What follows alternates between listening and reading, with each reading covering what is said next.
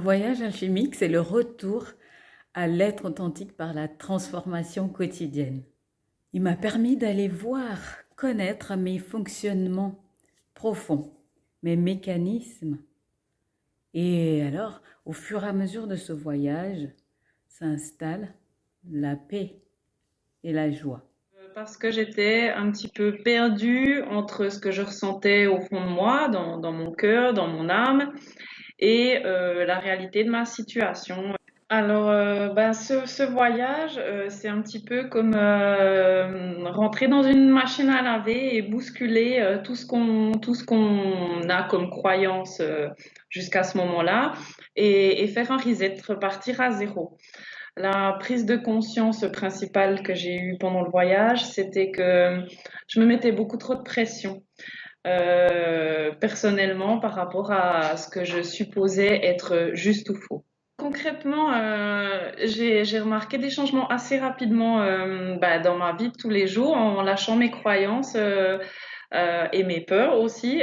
J'ai vécu des choses incroyables, enfin des rêves que j'avais et qui sont devenus réalité. J'ai pu participer à un concert de l'intérieur. J'ai même reçu les têtes d'affiche pour déjeuner chez moi. J'ai décroché un travail alors que j'en cherchais même pas un finalement. J'ai fait des rencontres extraordinaires. J'ai pu sortir un livre. Je me suis lancée dans l'animation d'atelier. Donc les changements ont été vraiment euh, énorme, on va dire, et ça m'a permis d'avancer, d'aller vers ce que j'avais envie, en fait. Et notamment, il y avait des choses qui me semblaient impossibles pour moi, typiquement de faire une interview. Et je me suis retrouvée chargée de com dans une ONG, donc j'ai dû passer à la télé, faire des interviews, faire des conférences de presse. Et à chaque fois, c'était un défi, mais ça prouve bien que j'avais les capacités en moi pour le faire.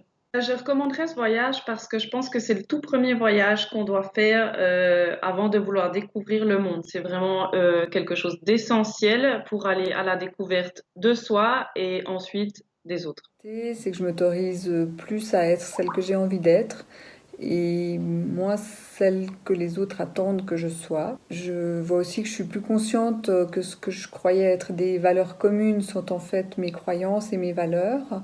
Et ça m'aide beaucoup à ne pas prêter de fausses intentions dans le comportement des gens qui m'entourent et à rester dans la réalité. Globalement, je suis plus sereine, plus joyeuse aussi, et je me remets plus rapidement de mes baisses de morale.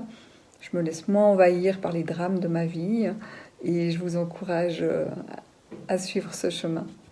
Alors voilà, pour moi, le voyage alchimique m'a donné euh, une façon de voir les gens différemment, les comprendre par rapport à ce qu'ils vivent et comment ils s'expriment.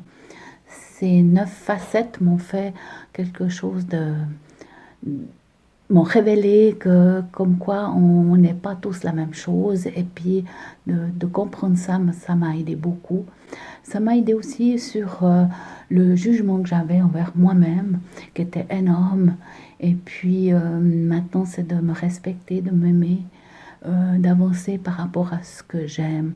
Donc voilà ce que j'avais envie de dire sur ce voyage alchimique qui m'a beaucoup aidé. Merci Fabienne, à bientôt.